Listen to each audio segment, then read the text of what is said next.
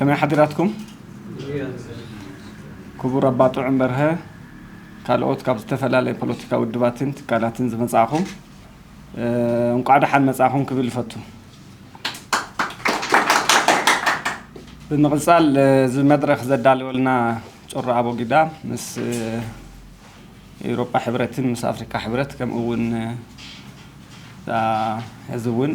እዚ ፕሮጀክት ፈንድ ገይሩ ዘሎ ትካል ከይመስግንኩ ክሓልፍ አይደልን ፍላይ ከዓ ጮራ አቦ ጊዳ ኣብ መናእሰይ ትኩረት ገይሩ ካብ ዝምስረት ክሳዕ ሕዚ ናይ መናእሰይ ላይቭሊሁድ ወይ መነባብሮ ኣብ ምምሕያሽ ዝተፈላለዩ ስልጠናታት ሞያታት አዕጢቁ መንእሰይ ዓርሱ ክኽእል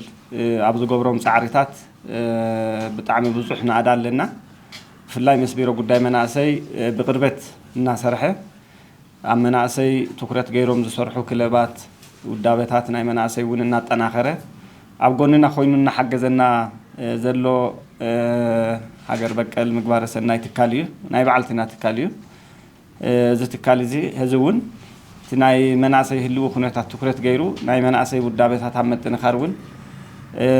ፍሉይ ጠመተ ገይሩ ፕሮጀክትታት እውን እናተዓላለሰ ይሕግዘና ስለ ዘሎ ብፍሉይ ክተመስግኑለይ ይፈቱ ሓንቲ ግዜ ሞራል ሃብሉ ብምቕጻል ካፍቶም ቢሮ ጉዳይ መናእሰይ ካብ ዝሰርሖም ትኩረት ገይሩ ካብ ዝሰርሖም ካብቶም ዓበይቲ ኣንፈታት ሓደ ናይ መናእሰይ ተሳታፍነት ምዕዛዝ እዩ እሱ ንምግባር ከዓ መንእሰይ ክውደብ ኣለዎ ተወዲቡ ድምፁ ከስምዕ ኣለዎ ኢልና ኢና ንሓስብ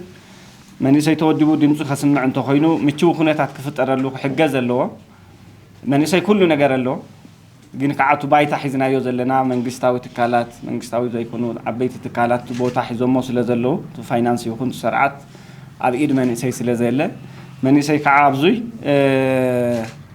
حجازاي زخونة متشو بايتا خفتر اللي تراحي زتصب مالتي كل نجار مسرح يخيل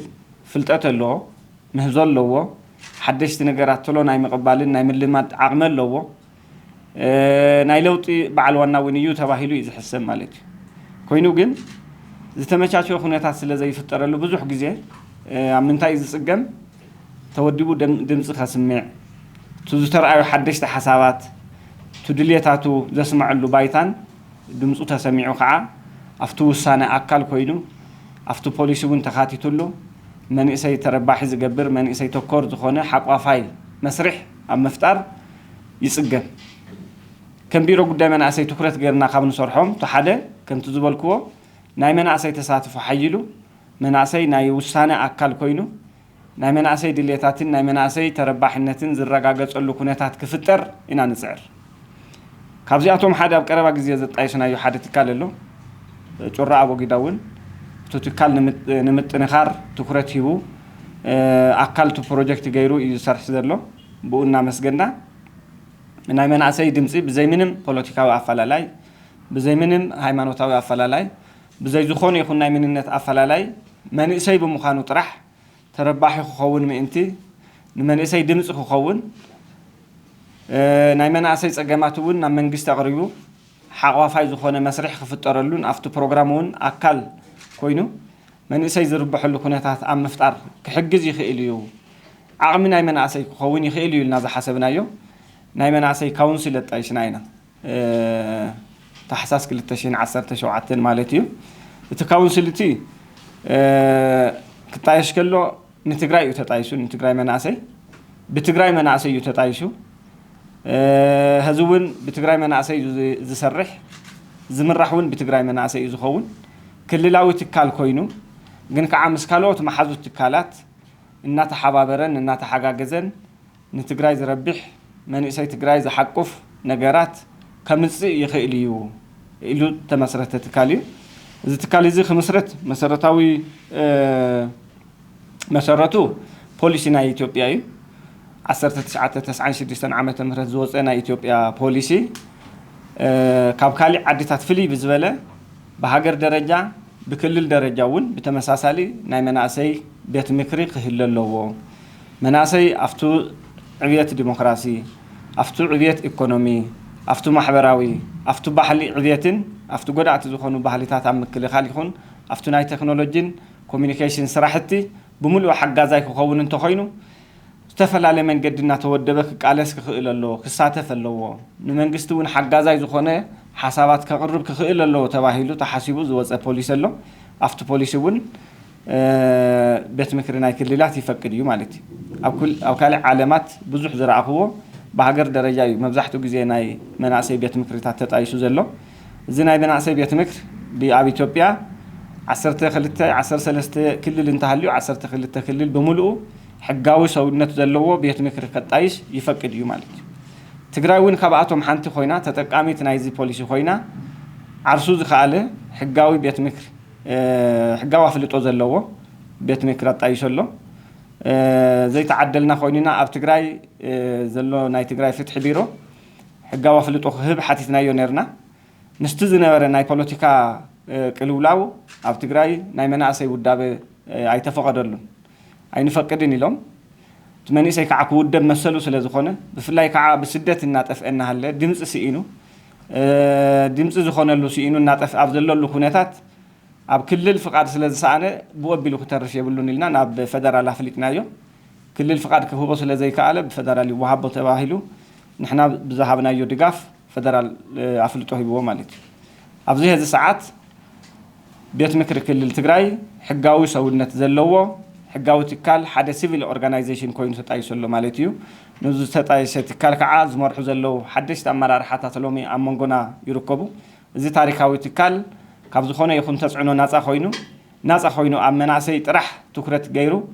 ኣብ መንእሰይ ድልየትን ፀገማትን መሰረት ገይሩ ንመንእሰይ ክቃለስ ተጣይሰ ትካል ብምዃኑን ሓድሽ ትካል ንደቂ ደቅና እውን ክተርፍ ዝኽእል ትካል ምስ ምዃኑ ዓብዪ ታሕጓስ እዩ ዝስምዐና ምናልባት እዞም ሓደሽቲ ኣመራርሓ ናይ መጀመርያ ዝተጣየሰ ትካል ክመርሑ ዕድል ዝረኸቡ ኣመራርሓ ኣብ መንጎና ስለ ዘለው ሞራል ተሂብኩምለይ ደስ ይብለኒ እዚ እዩ ሕዚ እዚ ተጣይሱ ዘሎ ትካል ዕላማኡ ኣብቲ ፖሊሲ እውን ብግልፂ ዝተቐመጠ ነገር እዩ ብዙሕ ዝዋቃዕ ነገር የብሉን ፖለቲካዊ ትሕዝቶ ወይ ሃይማኖታዊ ትሕዝቶ የብሉን እቲ ዕላማ እንታይ እዩ ተሳትፎ ናይ መናእሰይ ብምሕያል መንእሰይ ኣብ ኣመራርሓ ክመፅእ ንምግባር ኣብቲ ዝመፅእ ኣብቲ ዘሎ ናይ ኢኮኖሚ ዕብየት እውን ተረባሒ ክኸውን ናይ ባዕሉ ሓሳባት ናይ ባዕሉ ፖሊሲ ምክሪ ሓሳባት ከቕርብ ንመንእሰይ እውን ዝተወደበ ድምፂ ኣቕሪቡ ፍትሓዊ ዝኾነ ተጠቃሚነት ናይ መናእሰይ ኣብ ምርግጋፅ ክቃለስ ምስ ካልኦት መሓዙት ትካላት እውን እናተናበበ መንእሰይ ኣብ ዝኸደ ኮይዱ ምችው ኩነታት ክፍጠረሉ ኣብ ምግባር ዝሰርሕ ትካል እዩ ትካል ስለዚ ትካል እዚ ሲቪል ኦርጋናይዜሽን ግን ከዓ ካብ መናእሰይ ካብ ባዕሉ ካብ መናእሰይ ዝምንጩ ንመናእሰይ ዝሰርሕ ብመናእሰይ ዝምራሕ ትካል ኮይኑ ካብ ዝኾነ ይኹን ተፅዕኖ ናፃ ኮይኑ ዝሰርሕ ትካል ብምዃኑ ቀፃልነት ዘለዎ ትካል ክኸውን ኩሉ ክሕግዞን ክሳተፈሉን ዝግባእ ትካል እዩ ዝኸውን ማለት እዩ እዚ ትካል ሓድሽ ምስ ምዃኑ ሕዚ ኩሉ ክሕግዞ እዩ ዘለዎ ምናልባት እውን ናይ ዝኾነ ይኹን ፖለቲካ ወይ ናይ ዝኾነ ይኹን ጉጅለ መሳርሒ ከይኸውን እውን ናይ በዓልትና ትካል ስለ ዝኾነ ናይ ደቅና ትካል እውን ስለ ዝኾነ ብኩላህና ክንከባኸቦ ይግባእ ማለት እዩ ክንሕልዎ ይግባእ ክንከባኸቦ ይግባእ ቀሊል ኣይኮነን እዚ ትካል እዚ ብዓለም ኣቀፍ ደረጃ እውን ዝተመስረተ እዩ ካብኡ ብኣፍሪካ ደረጃ ኣሎ ካብኡ ብሃገር ደረጃ እውን ኣሎ ካብኡ ብክልል ደረጃ እዩ ዘሎ ማለት እዩ እቲ ክልል ደረጃ ዘሎ ሕጋዊ ሰውነት ዘለዎ ምስ ዝኾነ ይኹን ትካል ክራኸብ ክወዓዓል ዝኽእል ምስ ምዃኑ ማዕረ እዩ ማለት እዩ ሕጋዊ ሰውነት ዘለዎ ስለ ዝኾነ ምስ ዝኾነ ይኹን ናይ ዓለም ኣቀፍ ትካላት ክናበብ ክወዓዓል ክራኸብ ዝኽእል እዩ ስለዚ እዚ ንትግራይ ምስቲ ሕዚ ዘለናዮ ኩነታት ኣዝዩ ጠቃሚ እዩ ማለት እዩ ብዓለም ኣቀፍ ደረጃ ፍልጦ ኣለዎ እዚ ትካል እዚ ምስ ኣፍሪካ ሕብረት ዘሎ ናይ መናእሰይ ካውንስል ክወዓዓል ክራኸብ ክጠርዕ ድርሻኡ እውን ክወስድ ዝኽእል ትካል እዩ ምስ ዓለም ኣቀፍ እውን እንተኾለ ክንዳበብ ዝኽእል ትካል እዩ ማለት እዩ ካብ ሕዚ ጀሚሩ ትግራይ ወኪሉ ንኣብነት ካብዚ ትካል ካብ ኣመራርሓታት ሓደ ናብ ኬንያ ዓለም ኣቀፍ ናይ መናእሰይ መዓልቲ